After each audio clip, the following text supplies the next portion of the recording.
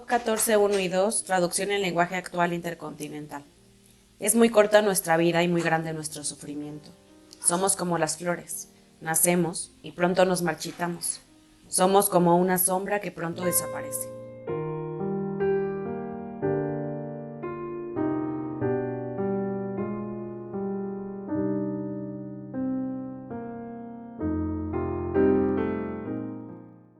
Muy corta nuestra vida y muy grande nuestro sufrimiento. Job, capítulo 14, versos 1 y 2. ¿Podemos obtener algo bueno del sufrimiento? Cuando menos, ¿podemos aprender algo del sufrimiento? Hoy quiero ofrecerte algunos elementos para tu propia reflexión acerca del sufrimiento, sus causas, los riesgos que entraña, el cómo enfrentarlo. Desde luego, te animo para que reflexiones sobre el tema y a que cuando lo hagas orando.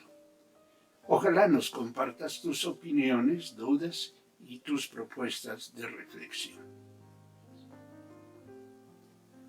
A Job le fue tan bien en la vida que su prosperidad se convirtió en motivo de una peligrosa conversación entre Dios y el diablo. Quienes conocían a Job lo envidiaban. Quienes oían hablar de su riqueza deseaban ser como él. En fin, Job era la persona a la que había que poner de ejemplo cuando se hablaba de la buena vida. Job era especial porque era diferente a la mayoría de las personas. Era justo, sí, pero no era esto lo que hacía de él una persona especial. Porque indudablemente, también en tiempos de Job, a su alrededor había otras personas temerosas de Dios, justas, cuidadosas al extremo de honrar al Señor, aunque fueran menos ricas o aun cuando fueran pobres en comparación con Job. Me parece que lo que hacía especial a este hombre y a su familia era que vivían en lo que podemos llamar una burbuja de prosperidad.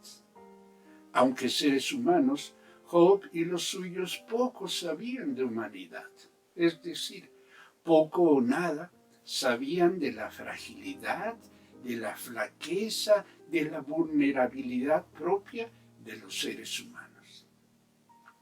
Por ello es que resulta interesante el que sea un hombre con tales características quien resuma el todo de la vida diciendo: es muy corta nuestra vida y muy grande nuestro sufrimiento. Somos como las flores, nacemos y pronto nos marchitamos. Somos como una sombra que pronto desaparece. ¿Qué fue lo que llevó a Job a sintetizar la vida con tanta pesadumbre? ¿Cuál fue el punto de inflexión a partir del cual la vida de Job no se recuperó? Bueno, cualquiera diría que la razón de tal pesadumbre fueron las pérdidas que Job enfrentó. Primero, la de su riqueza, la que significaba el punto de equilibrio, la base de su vida privilegiada. Después, la muerte violenta de aquellos a los que más amaban, sus hijos.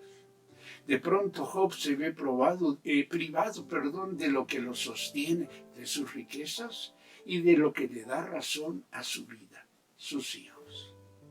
Sin embargo, cuando leemos a Job, nos encontramos que lo que lo destruye, lo derriba, no son sus pérdidas, sino la convicción profunda de que la vida, Dios, lo han tratado injustamente. Convencido de su propia justicia, Job concluye que el dolor y las pérdidas sufridas no correspondían, no eran propias de su condición y de sus derechos. Tan perfecta y placentera había sido la vida de Job que ésta se había convertido en el modelo de lo que la vida debía ser. Por ello, a su dolor, Job suma el peso que resulta del juicio que hace de lo sucedido. Y este juicio es lo que genera su sufrimiento. Lo mismo pasa con la mayoría de nosotros. Hemos creado consciente e inconscientemente un modelo ideal de la vida. Hemos concluido, decidido lo que la vida debe ser. Y es a partir de este modelo arbitrario y condicionado a nuestras circunstancias que nos acercamos tanto al gozo como al dolor, justificando el primero y rechazando como no propio de nosotros, como ajeno a nuestra realidad, el segundo. Hace algún tiempo entrevisté a una mujer, madre soltera, de una hija adolescente, después de haber sufrido una cirugía radical de ambos senos como consecuencia del cáncer que la aquejaba. ¿Qué pensó?, le pregunté a esta mujer, de lo que le estaba pasando. ¿Qué pensó de Dios, usted que había puesto su fe en Él? Su respuesta me impresionó. Pensé que si cuando había recibido cosas buenas, como el nacimiento de mi hija, no le pregunté a Dios, ¿por qué a mí?, tampoco podía reclamarle por el cáncer que me aquejaba, me dijo. Entendí que estaba ante una persona que había aprendido 3 cosas básicas que la Biblia nos enseña acerca de la vida, y que tal conocimiento explicaba que su tragedia no lo hubiera destruido. Entendí por qué a su cáncer no le había agregado el peso del sufrimiento, como fue en el caso de Job. Lo que la Biblia nos enseña acerca de la vida es lo siguiente. Primer punto. La vida tiene su propia dinámica. Sí, nuestra vida es el resultado de una serie de fuerzas, de causas y efectos resultantes de nuestra condición de seres humanos.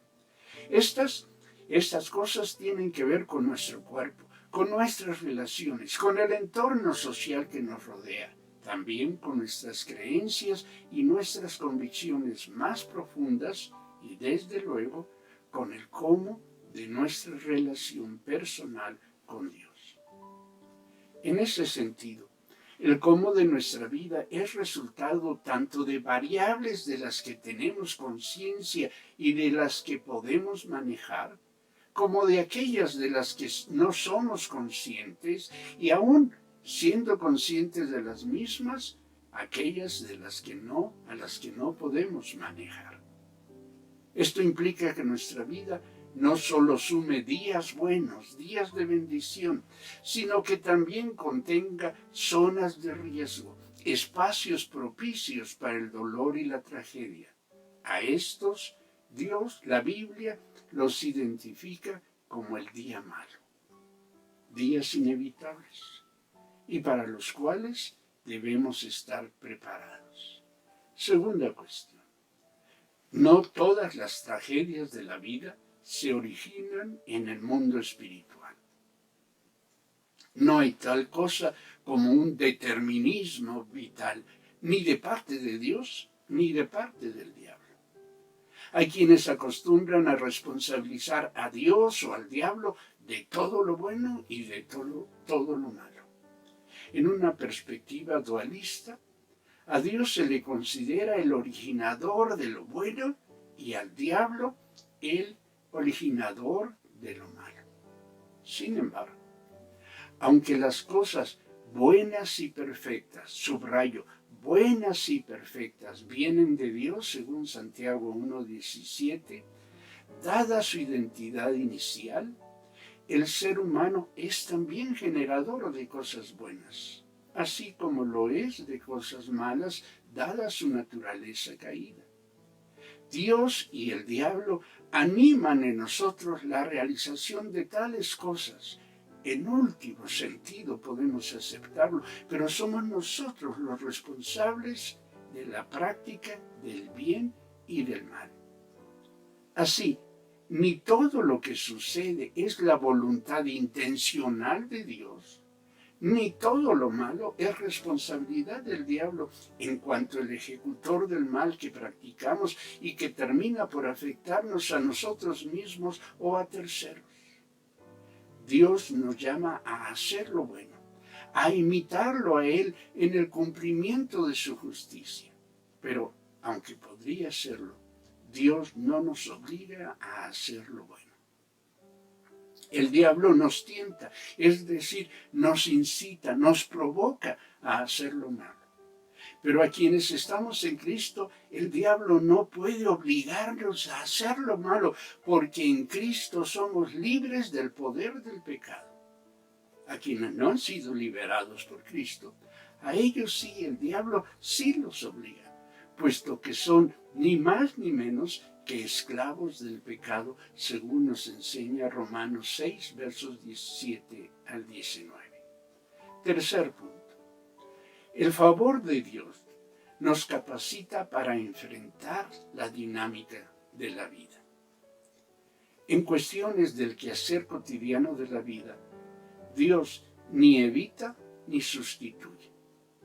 Dios capacita y empodera a quienes ponen su confianza en Él para enfrentar la vida. Es decir, Dios no hará por nosotros lo que a nosotros corresponde hacer.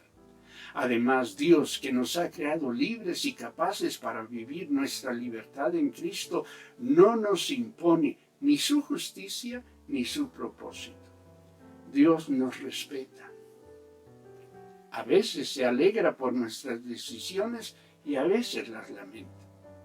En estos casos, Dios se duele con y por nosotros por lo que estamos enfrentando, como consecuencia del ejercicio de nuestra libertad y como consecuencia del ejercicio que otros hacen de su propia libertad. Pero lo que sí hace Dios es acompañarnos, ayudarnos, consolarnos, fortalecernos. En fin, Dios hace todo lo que necesitamos para que podamos salir adelante de las circunstancias que enfrentamos, independientemente de lo que haya causado la tragedia que hoy nos lastima y nos aflige. Comprender lo anterior nos permite acercarnos a la vida y a las tragedias de esta, redimensionando nuestro sufrimiento. Como muchos otros lo han hecho, Viktor Frankl nos recuerda que si bien no podemos cambiar las situaciones que nos producen dolor, sí podemos escoger la actitud con la que enfrentaremos nuestro sufrimiento. Estar alertas, preparados para lo que viene, aun cuando no sepamos qué es eso que hemos de enfrentar, nos ayuda a dar la respuesta adecuada a lo que estamos viviendo. Todavía no hemos acabado de comprender ni el origen, ni las razones, ni el propósito, si lo tuvo, la pandemia del COVID. Misma que, insisto, no acabamos de comprender ni de superar. Pero sí hemos comprendido que cualquier circunstancia humana, personal, familiar o social es un espacio de oportunidad para que se manifieste lo que está en nosotros. Aquí recuerdo lo que le dijo Manuel, nuestro hijo, a Ana Delia al inicio de tan difíciles días. Le dijo: mamá, van a morir buenos y malos, pero estoy expectante porque no volveremos a lo mismo. Ojalá que los buenos sigan siendo buenos y los malos se hagan buenos, aunque existe el riesgo de que los buenos se hagan malos y los malos se hagan más malos. Job no fue probado en su capacidad para enfrentar el sufrimiento. Aunque tal parece que esa fue la intención del diablo, no se trataba de ver qué tanto aguantaba Job, ni qué tanto podía castigarlo y lastimarlo antes de que Job tronara. En última instancia, el sufrimiento de Job puso sobre la mesa la fortaleza de su fe, en tanto fidelidad. De Job aprendemos no cuánto podemos sufrir, sino cuál es la fortaleza de nuestra fidelidad, es decir, de nuestro propósito y compromiso de mantenernos fieles en la adversidad, así como lo hemos sido en los tiempos de bendición. Pero el reclamo de Job, animado por su consideración sobre lo injusto de su sufrimiento, es una luz preventiva a la que debemos prestar especial atención. Lo que puso en riesgo la disposición de Job a seguir siendo fiel no fue ni el tamaño de sus pérdidas ni la gravedad de su sufrimiento. Lo que lo puso en riesgo fue la convicción de que la bendición, la abundancia, la felicidad eran su derecho. Para Job, estas eran el pago apropiado a su justicia, a su portarse bien. Y entonces, si él había cumplido con su parte, ¿qué se creía Dios para no retribuir, pagar tantos sacrificios, tantas limosnas, tan buen comportamiento que había tenido? Job desconoció, no tuvo presente que las bendiciones de Dios son gracia, es decir, favor inmerecido y no el pago de nuestra buena conducta. Quien asume, hace propio, cree que las bendiciones son pago, recompensa, deja de asombrarse cuando las recibe, deja de agradecerlas y termina por reclamar siempre una porción mayor de las mismas a cada paso de la vida. Como Job, nosotros corremos el mismo riesgo de cesar en nuestra fidelidad cuando llegan los días malos. En nuestro fuero interno, muy dentro de nosotros, estamos convencidos de que somos buenos, cuando menos de que no somos tan malos como los otros. Así que nuestro ser buenos, nuestra bondad, exige una retribución que sea suficiente, proporcional y permanente. Nos es propio lo bueno, totalmente ajeno resulta, no solo ajeno sino injusto, el dolor y el sufrimiento.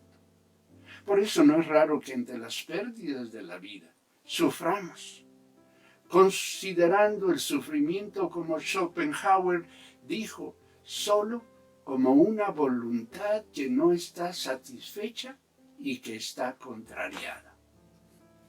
Job puso palabras a este sentimiento de justicia que experimentamos en los días malos cuando le dijo a Dios, deja de vigilarnos, déjanos vivir tranquilos y disfrutar de nuestro salario. Job 14:6 en la traducción de la Biblia en lenguaje actual. Para Job, como para no pocos de nosotros, las bendiciones son salario, son pago.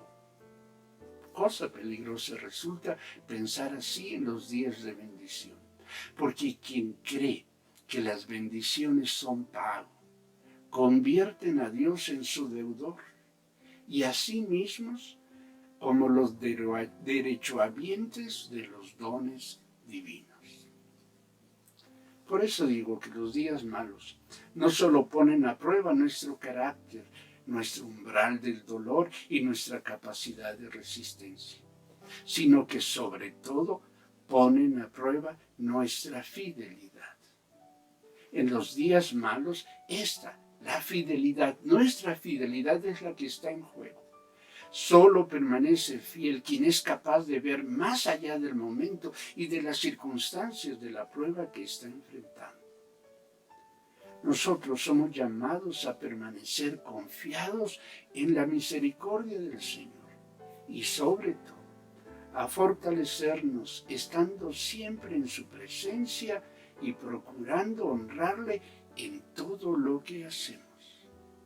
Hacer nuestro tal propósito, vivir empeñados en ello, habrá de contribuir para que cuando llegue el día malo, al dolor no tengamos que sumarle un mayor sufrimiento, el sufrimiento de nuestra infidelidad. A esto es a lo que los animo, a esto los convoco en el nombre de nuestro Señor. Que Dios